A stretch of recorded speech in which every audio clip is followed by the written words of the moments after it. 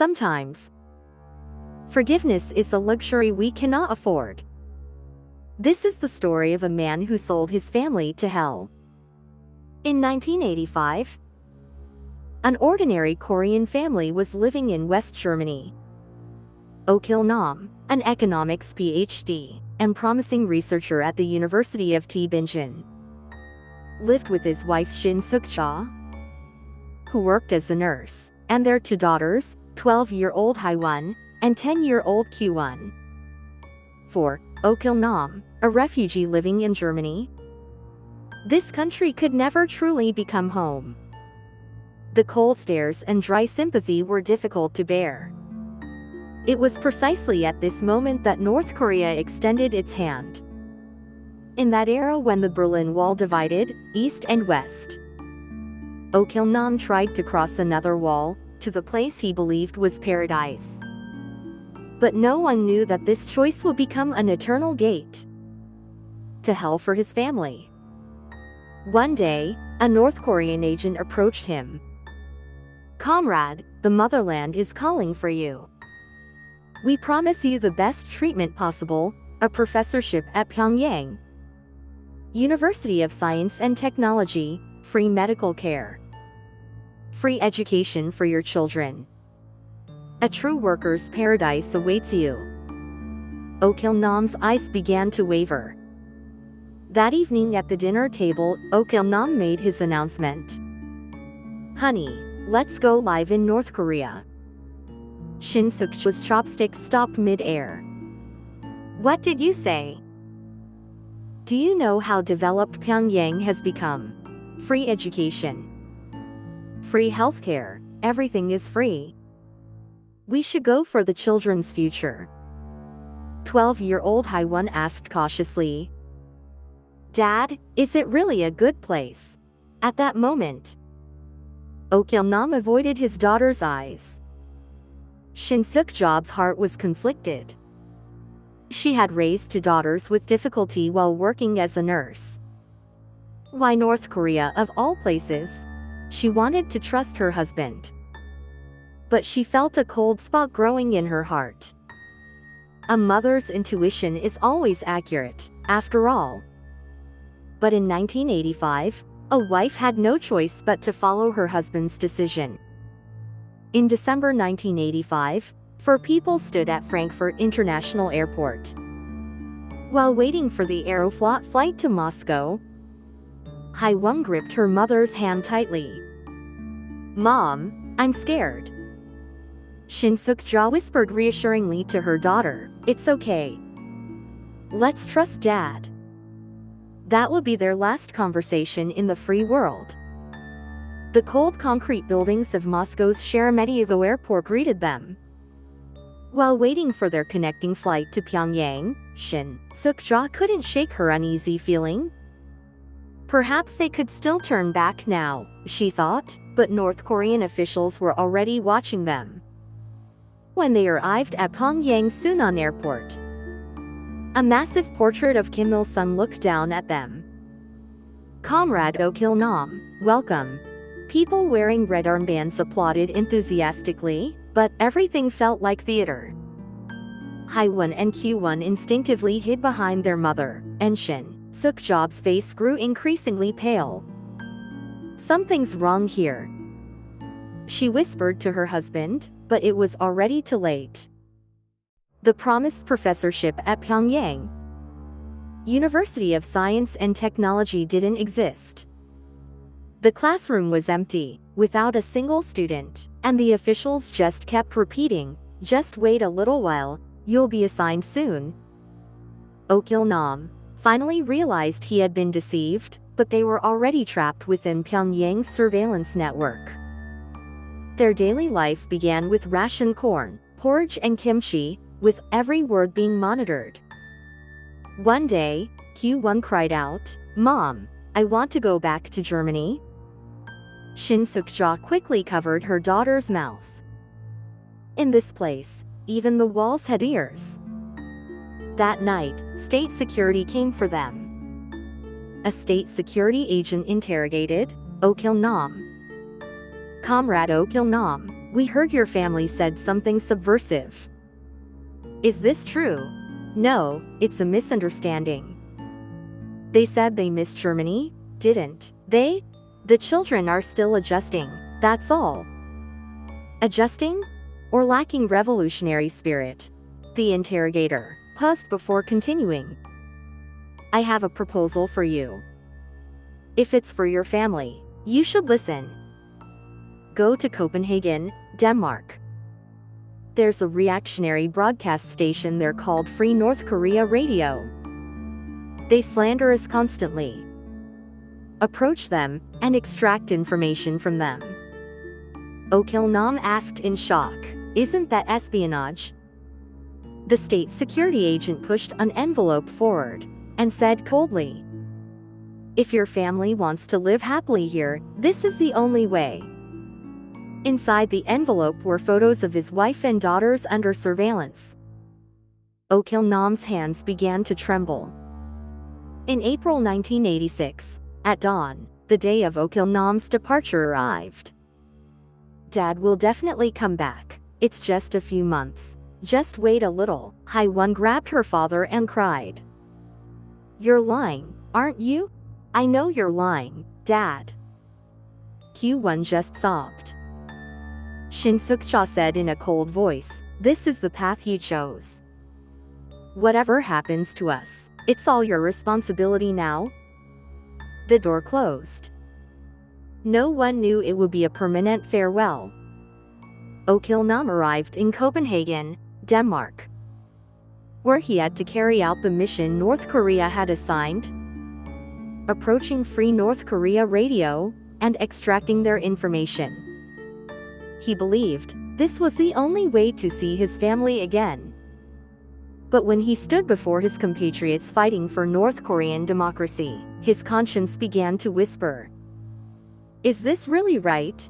Should I betray my own people? 1 month, 2 months passed, and North Korea's pressure intensified. Complete the mission. Think of your family. The threats continued. Every night, his family's faces appeared before him, but Okil Nam finally realized he couldn't betray people who knew freedom. In September 1986, Okil Nam walked into a Danish police station. I am a North Korean agent. I request asylum. The Danish police were shocked. The moment he signed the papers, Okil Nam knew what this choice meant for his family remaining in Pyongyang. But it was already irreversible. Pyongyang was furious. Okil Nam has betrayed us. His family immediately became targets of collective punishment. One dawn in November 1986, a state security truck stopped in front of Shin Suk-ja's house. Shin Suk-ja, come out. The door burst open. Mom. Haiwan and Q1 screams echoed through the air. What crime did we commit?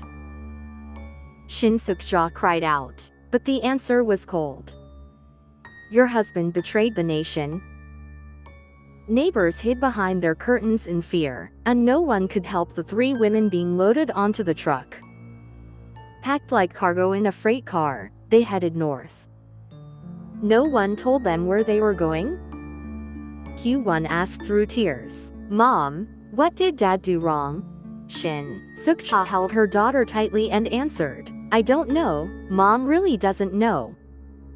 The train continued north, further north, toward the gates of hell, toward Yodik political prison camp.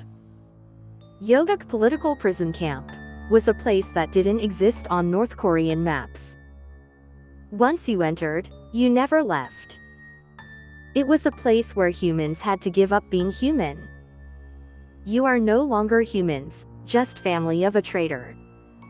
With the guard's words, 13-year-old Haiwan and 11-year-old Q1's childhood ended in that instant.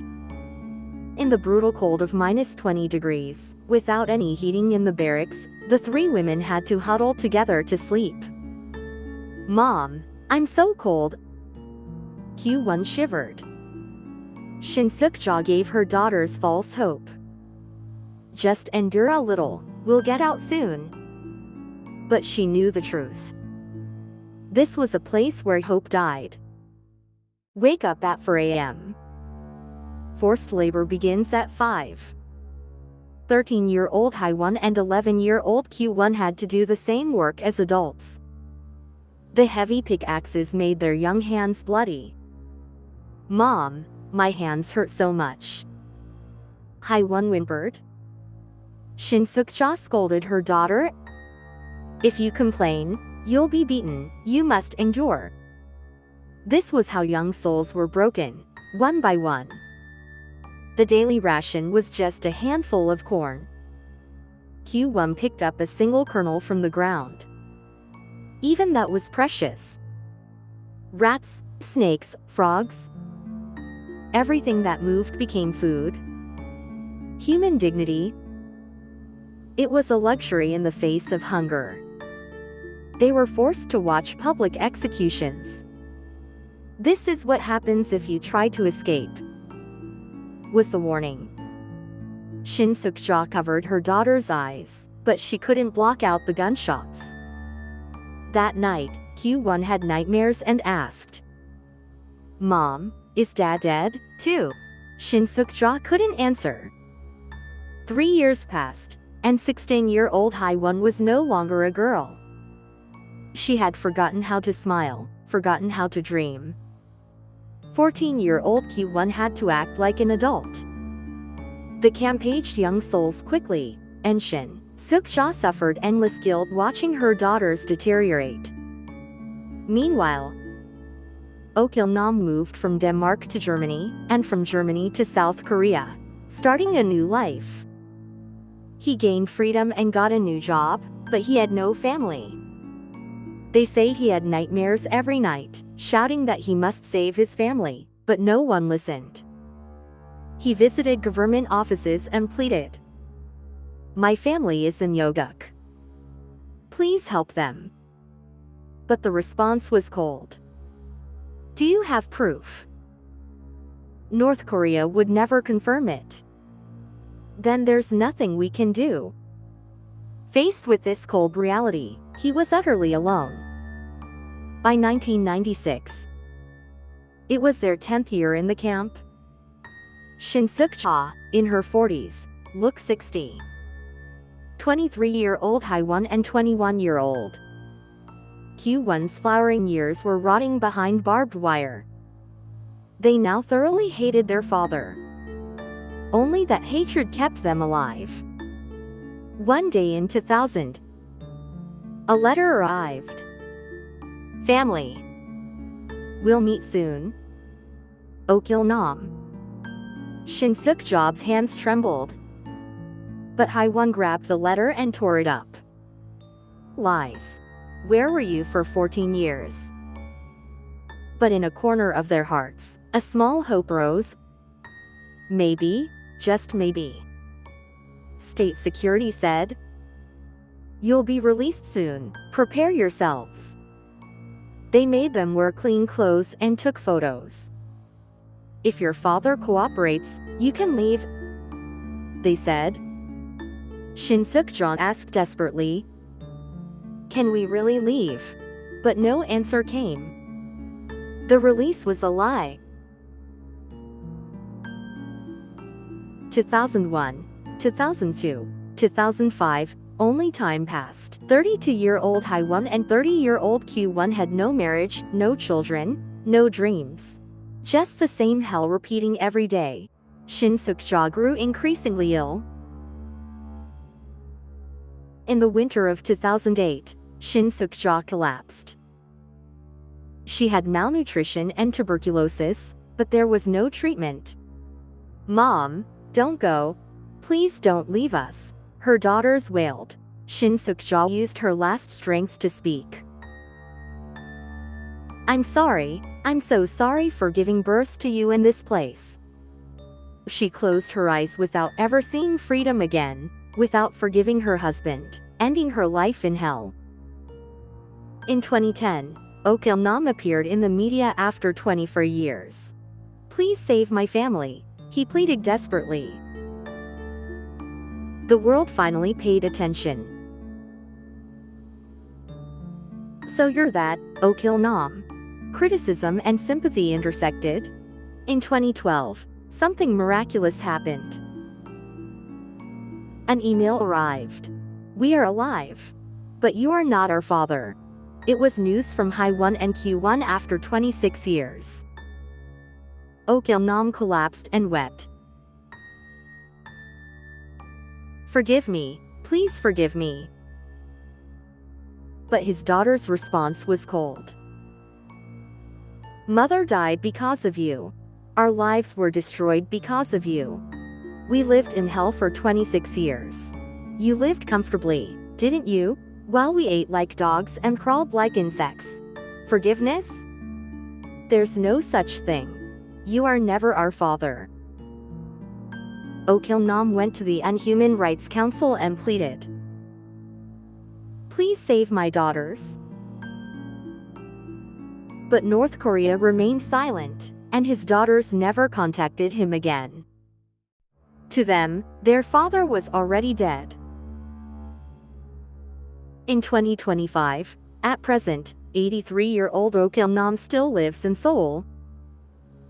Every day he looks at childhood photos of his daughters, but he doesn't know what they look like now, or even if they're still alive. Without forgiveness, he is slowly growing old. 40 years have passed. Shin Suk-ja spent 22 years in the camp before dying. And Haiwan and Q1 remain missing. To them, the name father is a curse. And forgiveness is too distant a word. Can there truly be sins that cannot be forgiven in this world? This is one family story. But it's also the story of countless separated families. It's a story of tragedy created by division, families torn apart by ideology, and hatred that seems like it will never melt. We cannot help but ask, who is the real criminal? Is it Okil Nam, the system that tempted him? Or all of us who watch this tragedy in silence?